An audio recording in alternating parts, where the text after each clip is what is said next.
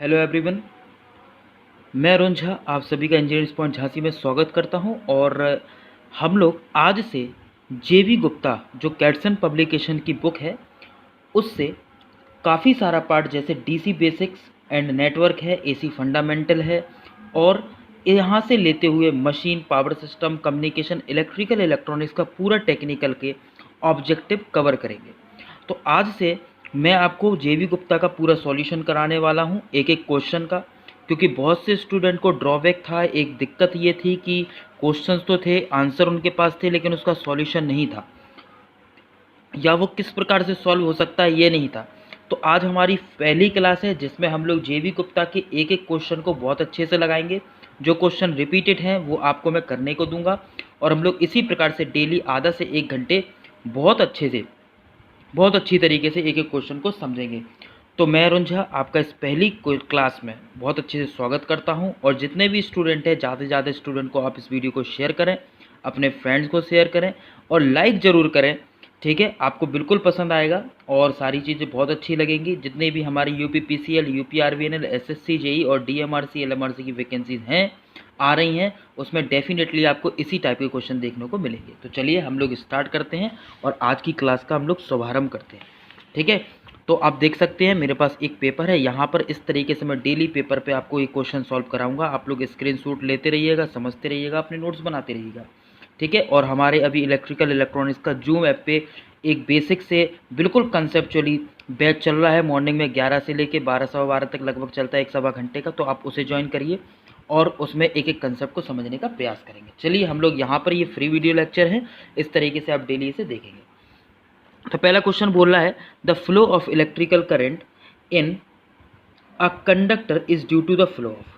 कह रहे जो इलेक्ट्रिक करंट फ्लो होता है किसी कंडक्टर में, ये किसके फ्लो होने के कारण से होता है। तो दोस्तों आपको मैं बता दूं कि कोई भी एक जो हमारा कंडक्टर होता है, इसमें एक करंट फ्लो होगा, और ये करंट जो फ्लो होगा ये अपोजिट डायरेक्शन में फ्लो होगा, किसके, इलेक्ट्रॉन के। तो इसमें जो फ्लो होता है, flow of electric current in a conductor is due to the flow of, किसके फ्लो होने के कारण से, इलेक्ट्रॉन के। यानी कि इलेक्ट्रॉन अगर आपका लेफ्ट हैंड साइड जा रहा है तो करंट इसमें राइट हैंड साइड जाएगा। क्लियर है, तो इलेक्ट्रॉन के फ्लो होने के कारण से इसमें करंट फ्लो होता है। तो इसका ऑप्शन हो जाएगा A option is correct. Clear है, चलिए इसी प्रकार से अगला देखेंगे। तो मैं थोड़ा सा इसे वर्स्ट करूंगा। ठीक है, दूसरा देखेंगे an electric current in the. देखिए जो इलेक्ट्रिक करंट होता है वो होता है, an electric current is the, electric current है, कैसा है, किस प्रकार का है। तो random movement of electron in conductor, जो इलेक्ट्रॉन है इसमें रैंडमली मूव करते, एक ऐसे चला गया या ऐसा चला गया, किसी प्रकार से इस तरीके से ऐसे मूव करेंगे। Movement of free electron predominantly in the one direction. ठीक है, जो फ्री इलेक्ट्रॉन्स होते हैं predominantly in the one direction, एक ही डायरेक्शन में होंगे, एक स्थिति में इस प्रकार से होना चाहिए। Pressure difference between two poles, जो इसके अगल बगल जो दो पोल्स होते हैं इनके प्रेशर डिफरेंस पे निर्भर करता है, नहीं बिल्कुल नहीं करता है। और चौथा ऑप्शन है the power that causes drift of electron. ठीक है, जो ड्रिफ्ट इलेक्ट्रॉन होंगे उसी के कारण से जो एक पावर बनती है, ये इलेक्ट्रिक करंट को शो करता है, तो बिल्कुल नहीं, क्योंकि जो करंट होती है वो दोनों प्रकार की, ड्रिफ्ट भी है, डिफ्यूजन भी है। तो इसमें जो आंसर होगा वो होगा movement of free electron predominantly in one direction. ये फिक्स होता है कि एक ही डायरेक्शन में फ्री इलेक्ट्रॉन मूव करेंगे, उसी को हम इलेक्ट्रिक करंट बोलते हैं। ठीक है, तो ऑप्शन बी इज करेक्ट। तो समझते रहिएगा, बहुत ही अच्छा है। तो दूसरे का ऑप्शन हो गया आपका बी करेक्ट। आप लोग समझते जाइएगा और लिखते जाइएगा, आपके पास अगर बुक है तो इनको समझते जाइएगा। ठीक है, चलिए नेक्स्ट क्वेश्चन की बात करेंगे। Copper has a resistivity of 17 into 10⁻⁹। तो रेजिस्टिविटी जो है ये आपका 17 इंटू 10⁻⁹ ओम मीटर। ठीक है, what is the end to end resistance of the copper strip, 2 centimetre long with the cross sectional dimension area. ठीक है, डायमेंशन अपन को दे दी गई है, ये एरिया है, एक प्रकार से एरिया है 5 mm इंटू 1 mm। ठीक है, इसको हम लिख सकते हैं 5 इंटू 10⁻⁶ मीटर स्क्वायर, इस प्रकार से आप लिख सकते हैं। ठीक है, 2 सेंटीमीटर लॉन्ग, इसका मतलब आपको एल की वैल्यू दे दी है 2 centimetre, that means 2 into 10⁻² metre. आप इस प्रकार से लिख सकते हैं, रो है, एल है, ए है। आपको क्या निकालना है, normally end to end resistance, यानी कि एक कंडक्टर है तो यहाँ से लेके यहाँ तक का रेजिस्टेंस निकालना। तो देखिए बेसिक टाइप के क्वेश्चन है जिसे हम लोग यहाँ पे सॉल्व करने वाले। तो R equals to normal formula होता है अपने पास रो एल अपॉन ए। तो रो आपके पास है 17 इंटू 10⁻⁹ एल है आपके पास 2 इंटू 10⁻², अपॉन ए जो हो गया 5 इंटू 10⁻⁶। तो इस प्रकार से हम लोग इसे सॉल्व कर देंगे और आप इसे पूरे को सॉल्व करेंगे तो आपके पास निकल के आएगा 68 इंटू 10⁻⁶। तो इसका मतलब हो गया 68 माइक्रो ओम। क्लियर है? तो आप इस तरीके से इसे सॉल्व करेंगे। 17 को 2 में करेंगे 34 हो जाएगा, 34 से आप भाग देंगे तो यहाँ पे 66.8 करीब ये आ जाएगा, 5 बनेगा तो आप इसे सॉल्व कर लेंगे। ठीक है, ये ऊपर जाएगा तो माइनस आउट। ठीक है, तो यहाँ पर इतना इस प्रकार से बन जाएगा। That means answer option B is correct. Next देखिएगा, नेक्स्ट है the condition for the validity of Ohm's law is that the. ठीक है, जो ओम्स लॉ होता है, ओम्स लॉ के वैलिड होने की कंडीशन क्या है, ओम्स लॉ के वैलिड होने की स्थिति क्या है? तो पहला है temperature should remain constant, current should be proportional to voltage, resistance must be wire bound type and all of the above. तो देखिए दोस्तों, आपको क्लियर होना चाहिए जब भी बात करते हैं वैलिडिटी ऑफ ओम्स लॉ की। तो देखिए एक रिलेशन तो ये होता है V अपॉन I जो है ये कांस्टेंट होना चाहिए, ये ओम्स लॉ को दर्शाता है। ठीक है, तो इसमें यानी कि B प्रोपोर्शनल टू I हो गया, तो वोल्टेज प्रोपोर्शनल होगा करंट की, करंट प्रोपोर्शनल नहीं वोल्टेज प्रोपोर्शनल। तो लेकिन इसमें दूसरा ऑप्शन दिया current should be proportional to voltage, ये गलत दे दिया। यानी कि वोल्टेज प्रोपोर्शनल होता है करंट के, करंट नहीं, अंतर है दोनों में, याद रखिएगा। दूसरी बात resistance must be wire bound, नहीं जरूरी नहीं है सिर्फ वायर बाउंड हो, ये स्लिप रिंग टाइप भी होता है, हेलिकल शेप में भी हो सकता है, तो ये दोनों तो गलत हो गए। तो option a temperature should be remain constant, yes temperature constant होना चाहिए। अगर इसकी बात करें टेम्परेचर अगर वेरिएशन हो रहा है तो अगर ये वेरी हो रहा है तो ये ओम्स लॉ नहीं कहलाएगा, ये नॉन ओमिक हो जाएगा, नॉन लीनियर हो जाएगा। ठीक है, ओम्स लॉ लीनियरिटी को भी दर्शाता है कि करंट बढ़ेगा तो वोल्टेज बढ़ेगा। ठीक है, तो ये कांस्टेंट टेम्परेचर पर होता है, that means option A is correct. I hope सभी को ये क्लियर हुआ होगा। ठीक है ना, जो भी हमारी फिजिकल स्टेट है वो चेंज नहीं होना चाहिए, लाइक टेम्परेचर हो गया, प्रेशर हो गया, पोजीशन हो गई, ये सारी चीज़ें चेंज नहीं होना चाहिए, तब ओम्स लॉ कार्य कर जाता है। चलिए नेक्स्ट बात करते हैं। For the fixed supply voltage the current flowing through the conductor will increase when. Fix supply voltage में जो करंट फ्लो होता है किसी कंडक्टर में विल इंक्रीज, ये बढ़ता है, कब बढ़ता है?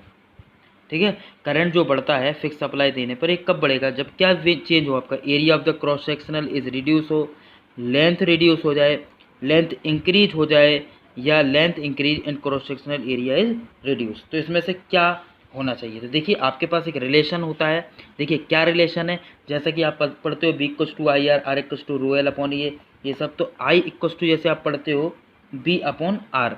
अच्छा, आपसे जो फिक्स्ड सप्लाई वोल्टेज बोला गया, यानी कि वोल्टेज जो है बिल्कुल फिक्स्ड है। ठीक है, ध्यान से समझिए। और current flowing through the conductor is increase, यानी कि करंट इसमें बढ़ रहा है। ठीक है ना, तो एक कब बढ़ेगा? तो एक हम लोग रिलेशन निकालते हैं, वोल्टेज तो आपका ये फिक्स्ड है, यानी कि ये तो वेरिएबल है ही नहीं, ये तो वेरी हो गई नहीं किसी भी प्रकार से, ध्यान से समझिएगा एक कंसेप्ट को। अच्छा, तो V अपॉन ये तो कांस्टेंट हो गया, इसको हम 1V नाम दे सकते हैं या कुछ भी। R इक्वल्स टू क्या होता है, रो एल अपॉन ए, यही होता है रो एल अपॉन ए। तो हम लोग ऐसा बोल सकते हैं I इज प्रोपोर्शनल टू, आप देखेंगे ये ऊपर पोर्शन आ जाएगा, वॉल्यूम ये तो फिक्स्ड हो गया वोल्टेज, ये ऊपर आ गया रो एल हो गया नीचे। इसका मतलब ये हो गया कि जो करंट I है ये एरिया के प्रोपोर्शनल है। ठीक है, जो इसमें और लेंथ है ये इन्वर्सली प्रोपोर्शनल। रो तो आपका रेजिस्टिविटी होता है, ये तो किसी पे निर्भर नहीं करता। तो जो करंट है, ध्यान से समझिएगा, मैंने क्या बोला, करंट है, अभी करंट इंक्रीज होगा। ठीक है, तो करंट अगर बढ़ा रहा है, इसमें ये बोला गया ना current flowing through the conductor will increase when, तो करंट बढ़ेगा तो एरिया बढ़ेगा तभी करंट बढ़ेगा, एरिया बढ़ेगा तो करंट बढ़ेगा, और लेंथ कम होगा तो करंट बढ़ेगा। Area of the cross sectional is reduce, पहला ऑप्शन बोला है, एरिया कम होगा तो करंट बढ़ेगा, क्या ये तो गलत हो गया। लेंथ इज रिड्यूस, तो लेंथ रिड्यूस होगी तब करंट बढ़ेगा, सही है। लेंथ इज इंक्रीज, गलत हो गया। Length is increased and A cross sectional area reduce, गलत हो गया। Area increased and length reduce, ये होना चाहिए था, तो ये सही हो जाता। तो ऑप्शन कौन सा सही हो गया, बी, लेंथ इज रिड्यूस। आपको क्लियर हुआ होगा सभी को ये? ठीक है, चलिए इसी प्रकार से हमसे अगला क्वेश्चन पूछा गया है। अगला क्वेश्चन क्या है, 12 volt automatic light is rated 30 watt, the total charge that flow through the filament in 1 minute, जो टोटल चार्ज होगा 1 मिनट में कितना होगा? तो देखेंगे बहुत ही आसान सा क्वेश्चन है, छठवां क्वेश्चन अपने पास। 12 वोल्ट दिया, पावर दिया 30 वाट।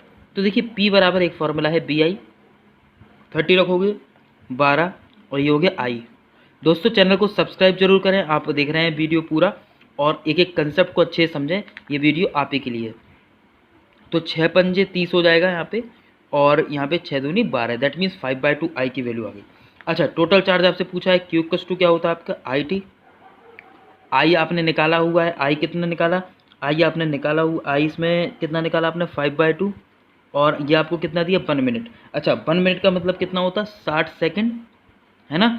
तो आप इसे सॉल्व कर देंगे तो कितना आएगा, ये आपका 5 छक्का 30 300 हो जाएगा, और 2 से डिवाइड हो जाएगा 150 कूलम, यानी कि which of the following is correct, option C is correct. I think सभी को बहुत अच्छे से क्लियर हुआ होगा, बहुत ही आसान सा क्वेश्चन था।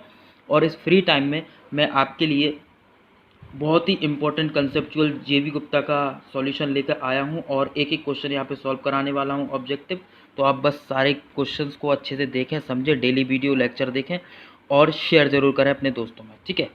चलिए अगला क्वेश्चन, 7वां क्वेश्चन हम लोग डिस्कस कर रहे हैं। देखिए 7वां क्वेश्चन क्या है, if the length of the wire of the resistance R is uniformly stretch to n times to its original value the new resistance is. देखिए ये क्वेश्चन बहुत ही इंपॉर्टेंट है एग्जामिनेशन पॉइंट ऑफ व्यू से। कभी भी यूनिफॉर्मली आपसे स्ट्रेच की बात करते हैं तब क्या रिलेशन हम लोग लगाते हैं, ये आपको बहुत अच्छे से क्लियर होना चाहिए। यूनिफॉर्मली स्ट्रेच की बात कर रहे हैं, यूनिफॉर्मली स्ट्रेच।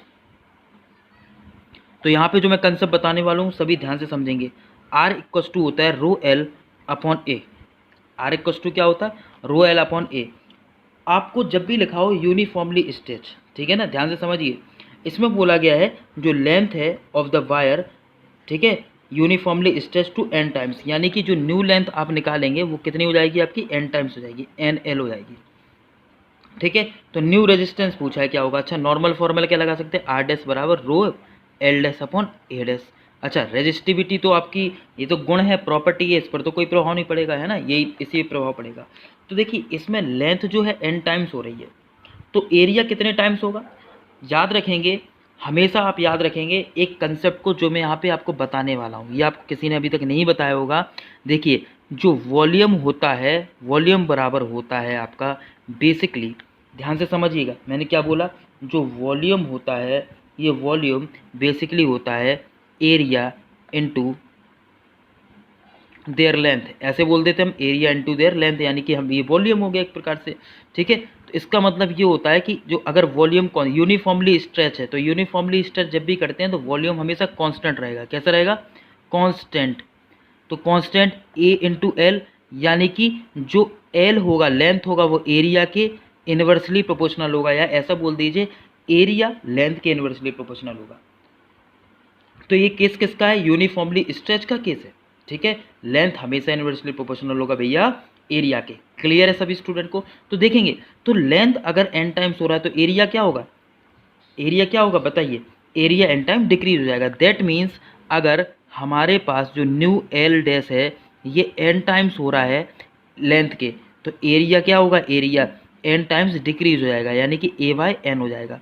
तो अगर लेंथ n गुना हो रहा है तो एरिया n टाइम्स डिक्रीज होगा, ये n टाइम्स इंक्रीज हो रहा है। तो चलिए हम लोग इस न्यू फॉर्मूले में इसमें रख देंगे। तो R dash equals to rho constant है, एल डैश की जगह क्या आएगा एन एल, एरिया की जगह क्या आएगा ए बाय एन, ए बाय एन हो जाएगा। तो एन ऊपर पहुंच जाएगा, यानी कि हो गया एन स्क्वायर हो गया, और ये हो गया आपका रो एल अपॉन ए। अच्छा, रो एल अपॉन ए तो आपका इनिशियल रेजिस्टेंस था, तो एन स्क्वायर ये है, ये आपका हो गया आर, तो ये हो गया आपका आर डैश। तो आपका जो नया रेजिस्टेंस है वो कितना गुना आया, एन स्क्वायर टाइम्स आया। क्लियर है। तो which of the following is correct, option C is correct. तो आई थिंक सभी को बहुत अच्छे से क्लियर हुआ होगा। ये एक एक पॉइंट आपको अच्छे से समझ में आना चाहिए, ठीक है। जिसको और भी क्वेश्चंस की प्रैक्टिस करना है, मेरी पर्टिकुलर शीट्स हैं जिसमें एग्जाम्स में क्वेश्चंस बने हुए हैं काफ़ी सारे, वो आप मेरी नेटवर्क की शीट्स, नोट्स वगैरह, क्लासरूम सारा परचेज कर सकते हो, घर बैठे अच्छे से तैयारी कर सकते हो। यहाँ मैं डेली आपके लिए वीडियो लेक्चर लेके आने वाला हूँ जिसमें जितने संभवतः क्वेश्चन होंगे वो मैं आपको कराऊंगा। 20 क्वेश्चन, 50 क्वेश्चन, 100 क्वेश्चन भी हो जाएंगे तो बिल्कुल डेफिनेटली मैं लाइन से कराऊंगा, वीडियो डिपेंड करता है। चलिए अगला नेक्स्ट है, what happens to the resistance of the copper if the length is increase 3 times then the diameter is half. तो भैया रेजिस्टेंस इसमें क्या होगा, किसी कंडक्टर अगर लेंथ इज इंक्रीज कर रहा है 3 टाइम्स और डायमीटर इसमें हाफ कर दे रहे हैं, तो देखिए इसमें किसी भी प्रकार से आपसे यूनिफॉर्मली डिस्ट्रीब्यूटेड या इस प्रकार से कंसेप्ट नहीं लिखा कि यूनिफॉर्मली वायर है ऐसा कुछ करके। तो नॉर्मल वे में हम इसे सॉल्व करेंगे, यानी कि जो एल डैश है, नया एल होगा वो कितना कर दिया गया आपसे 3 टाइम्स कर दिया, यानी कि 3L कर दिया गया है ना। और आपका जो डायमीटर है, डायमीटर यानी कि डी डैश जो है वो आपका क्या कर दिया गया, हाफ कर दिया गया, यानी कि dy/2 कर दिया गया। तो देखिए नॉर्मल फॉर्मूला क्या है, R equals to rho L upon A. इसी प्रकार से तो रो एल अपॉन ए का मतलब क्या होता है, पाई आर स्क्वायर। तो इसे आप लिख सकते हो पाई आर स्क्वायर को क्या लिख सकते हैं, d/2 यानी कि डी स्क्वायर अपॉन 4। इस प्रकार से आप इसे लिख सकते हो। क्लियर है। तो आप लोग देखेंगे, हम लोग फॉर्मूला इसमें लगा देंगे। तो आर डैश इक्वस टू कितना होगा, आर डैश इक्वस टू होगा रो एल क्या हो गया 3 टाइम्स, तो 3L अपॉन अच्छा पाई डायमीटर क्या बोल दिया गया, डायमीटर dy/2 कर दिया गया। तो आप d की जगह dy/2 रखेंगे तो भैया जैसे ही आपने d की जगह dy/2 रखा तो डी स्क्वायर तो हो गया, dy/2 रखा तो आपका एक और 4 आ जाएगा, यानी कि 4, और ये आपका पहले से एक 4 था। क्लियर है सभी को, अच्छे से क्लियर है। ये आपका देखिए डी स्क्वायर बाई 4 है, तो dy/2 का स्क्वायर कर दिया, इस प्रकार से हो गया। आई होप सभी को क्लियर हो रहा होगा। ठीक है, ऊपर 3 था तो 4 का गुणा ऊपर होगा, 4 दिया हो गया 12, 12 हो गया, और रो L upon pi D square upon 4। इस प्रकार से ये पूरा अरेंजमेंट वैसे ही मिल गया। इसको हम लोग क्या बोलते हैं, इसको 12, ये हो गया आपका पूरा का पूरा आर, है ना। तो आर डैश इक्वस टू कितना आ गया, ये हो गया लगभग 12 गुना। कितना हो गया भैया, ये हो गया आपका 12 गुना। तो which of the following is correct, resistance is increase 12 times. Resistance कितने टाइम्स इंक्रीज होगा, 12 गुना। ठीक है, आई होप सभी बच्चों को अच्छे से क्लियर हो गया होगा। ठीक है, हम लोग नेक्स्ट डिस्कस करते हैं। नेक्स्ट क्वेश्चन देखेंगे इसी के बाद। नेक्स्ट क्वेश्चन में बोला है a drawn wire of a resistance 5 ohm is further drawn so that its diameter become 1/5 of the original, what is its resistance with volume remaining the same. तो आप लोग इसे स्वयं करने की कोशिश करें, पॉज कर दे वीडियो को, फिर सॉल्व करें। और अगर आपको लगता है कि मुझे नहीं आता तो आप डेफिनेटली फिर इसके सॉल्यूशन को देखें, मैं आपको सॉल्यूशन कराता हूँ। ठीक है, और अगर आपको लगता है कर सकते हो तो बिल्कुल पॉज करके इसे सॉल्व करने की कोशिश करें। चलिए नेक्स्ट, तो हम लोग इसे सॉल्यूशन को समझते हैं। Number the drawn wire of the resistance, यानी कि आर की वैल्यू आपको दे दी गई 5 ohm, further drawn so that the diameter become 1/5 of the original, यानी कि जो डायमीटर है, नया डायमीटर जो है वो ओरिजिनल कितना है, 1/5 है ना। जो भी हमारा होगा उसका 1/5 कर दिया हमने डायमीटर, क्योंकि यही से हमसे बोला गया है। ठीक है ना। आगे what is the resistance with the volume remaining the same. तो भैया volume remaining the same, volume वगैरह सब फिक्स है ना, सेम है। तो व्हाट इज द रेजिस्टेंस, तो रेजिस्टेंस की वैल्यू क्या होगी।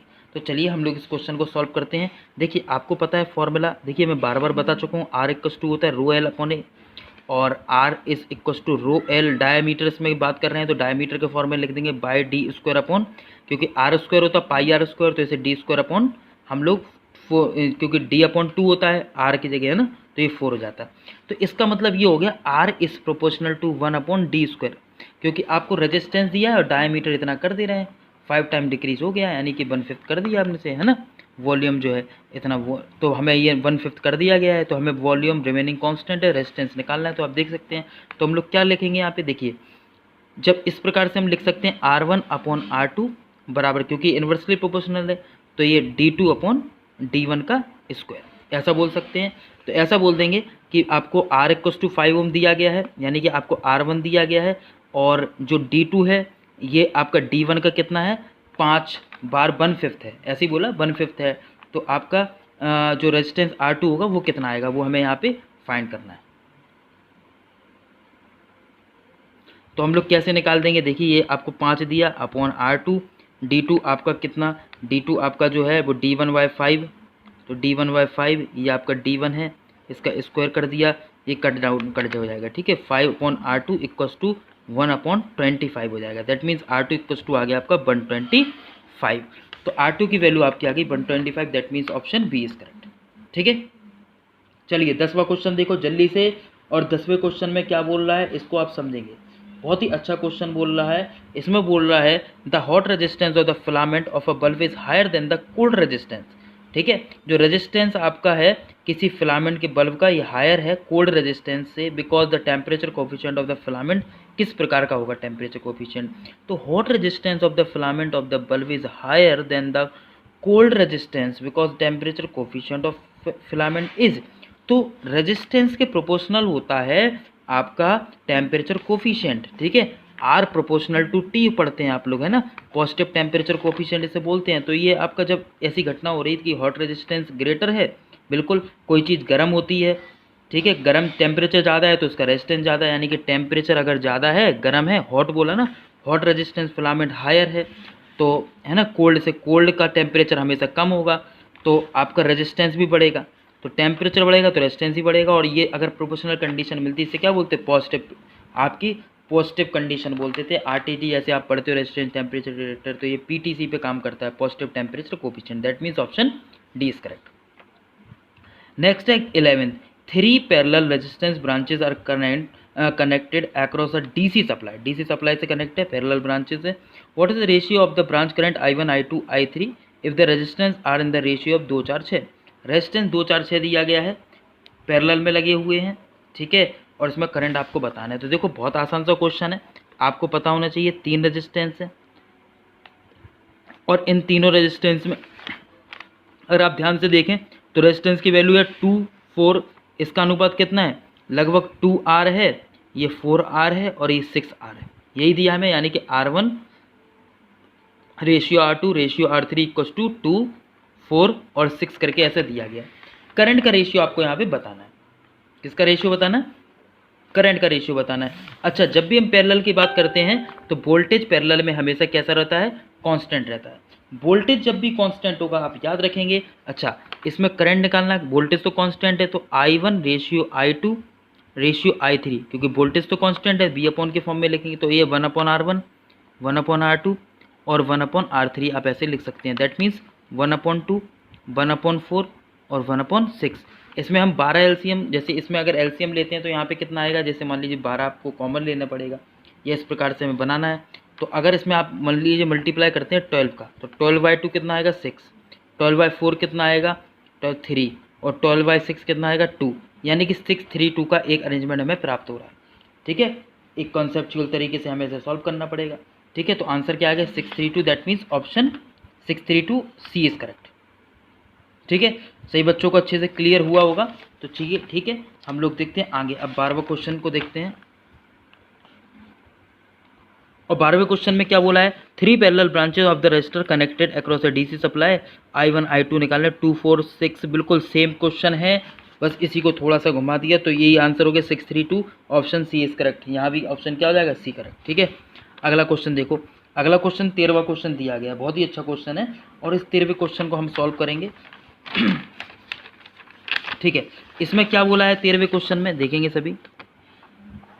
इसमें बोला गया है क्वेश्चन में कि एक ए सर्किट है 12 12 12 करके, और इसमें 6 वोल्ट लगा हुआ है, इक्विवेलेंट रेजिस्टेंस बताना है, यानी कि आपको इस टर्मिनल और इस टर्मिनल के बीच में रेजिस्टेंस बताना है।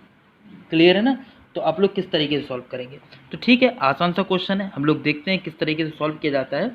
कभी भी ऐसा एक अरेंजमेंट का क्वेश्चन आ जाए, जैसे कि मैं यहाँ पे एक रफली बना भी दे रहा हूँ आपके लिए, ठीक है, ऐसा करके ये शॉर्ट कर दिया यहाँ से, ये शॉर्ट कर दिया यहाँ से, और ये सभी आपको कॉमन दिए आर आर आर, ठीक है, और आपको ओवरऑल इसके बीच निकालना है। तो अब ध्यान से देखेंगे, ठीक है, ये जो नोड है और ये जो नोड है, ठीक है, इस नोड के बीच में ये रेजिस्टेंस आ रहा है, इन दोनों के बीच में ये आर रेजिस्टेंस है, तो इसके अलावा क्या है, ये आ रहा है और ये आ रहा है, इसका मतलब इसका ओवरऑल ये सभी आपके जो है पैरेलल में होंगे, ठीक है, इस तरीके से आर आर आर, ये एक अरेंजमेंट इसका बनेगा। तो यहाँ पर अगर आप देखें तो ये 12 12 करके दिया था, यानी कि 12 12 और 12, अगर 12 12 12 करके दिया गया है तो इसको आप किस तरीके से सॉल्व कर सकते हैं, 1/r equals to 1/12 plus 1/12 plus 1/12, that means LCM आएगा, ये हो जाएगा ऊपर 3 और इधर जाएगा 4 टाइम्स, यानी कि 1/r equals to 1/4, r equals to हो जाएगा 4 ohm. This is your answer, which of the following is correct, option C is correct, ठीक है। 14 क्वेश्चन देख लीजिए। 14 क्वेश्चन को मैं बहुत ही आसान तरीके से आपको समझाने वाला हूँ। 14 का को हमें सॉल्व करना है। इसमें जो रेजिस्टेंस दिया है 1 ओम का है, इस प्रकार से एक हमें एक क्यूब दे दिया गया है, ठीक है।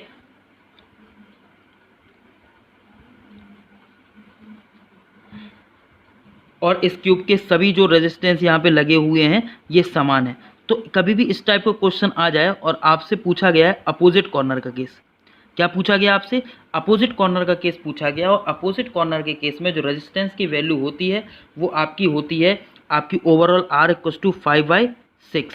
R इक्वस टू कितनी होती है? 5/6, ठीक है, R, ठीक है, जो भी आप आर ए भी निकालेंगे तो यहाँ पे 5/6, तो R की वैल्यू कितनी है? यहाँ पे जो ओवरऑल रेजिस्टेंस दिया है, सभी रेजिस्टेंस की वैल्यू दी गई है, ये वैल्यू दी गई है 1, तो आपका आंसर रहेगा 5/6 ओम, ठीक है। तो इस प्रकार से हम इस 15 क्वेश्चन को भी सॉल्व कर लेंगे, 14 क्वेश्चन को भी सॉल्व कर लेंगे, ठीक है ना। ये 14 क्वेश्चन अपना सॉल्व हो गया।